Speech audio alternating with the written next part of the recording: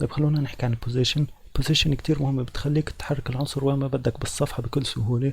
طبعا أنا هون بال HTML عندي باراجراف لورم ابسوم، وعندي div 1 معطيه لون أحمر، div 2 معطيه لون أزرق، وبقلبه div معطيه لون أخضر. هذا هو CSS يا شباب. راح اخد أول div أعطيه position وراح نحكي عنه. طبعا الديفولت فاليو للبوزيشن يا شباب هي ستاتيك ما راح يتغير شيء، يعني بتتصرف مثل ما بتتوقع. هلا راح احكي عن الريلاتيف. ريلاتيف ما بتغير شيء، بس بتخليني احرك العنصر مثل ما بدي. في اعطيه مثلا توب و100 بكسل، مثل ما شوفوا حرك لي اياه 100 بكسل. اذا بعطيه 400 بكسل بصير تحت الدف الاخضر. وطبعا في اعطيه ليفت كمان حركه عن الشمال 200 بكسل.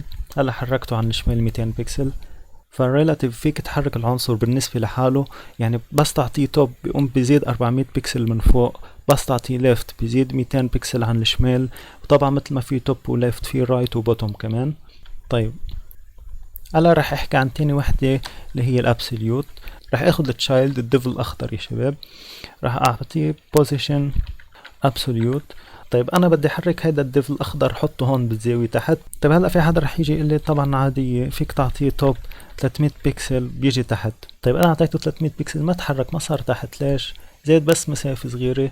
لانه انت بس تعطي element position absolute بيطلع على البيرنت اللي له. اذا عنده position relative بصير بيتحرك بالنسبة لهذا البيرنت. اذا ما كان عنده relative بيطلع على البيرنت اللي بعد منه بشوف. اذا عنده position relative بصير بيتحرك بالنسبة لهيدا البيرنت.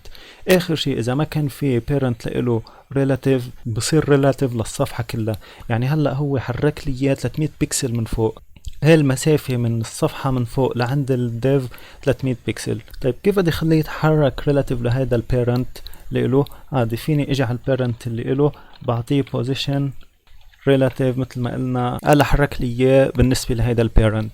في كمان اعطيه رايت زيرو بصير على الزاوية على اليمين. طبعا اكيد فيني اعطي قيمة بالناقص، مثلا ناقص 200 بكسل بصير برا. طبعا في شغلة تانية انه بس اعطي position relative للعنصر فيني اتحكم بالزد اندكس اللي له.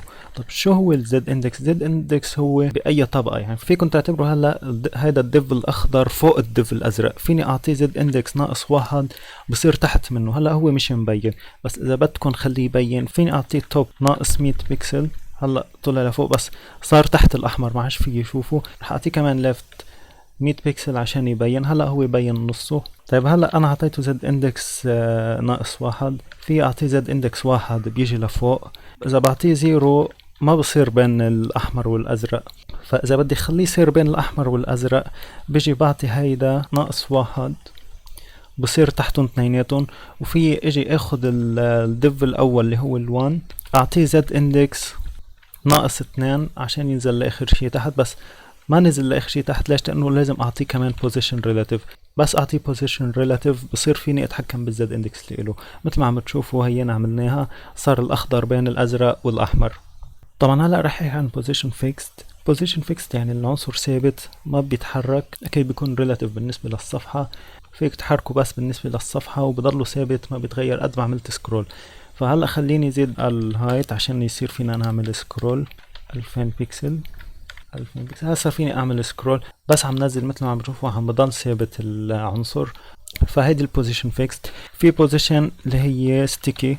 الستيكي مثل الفيكست بس بضله محله لتيجي بدك تروح بقوم هو بلزق بالشاشة. بس هلا ما رح يمشي الحال لانه لازم اعطيه قيمة للتوب مثلا زيرو.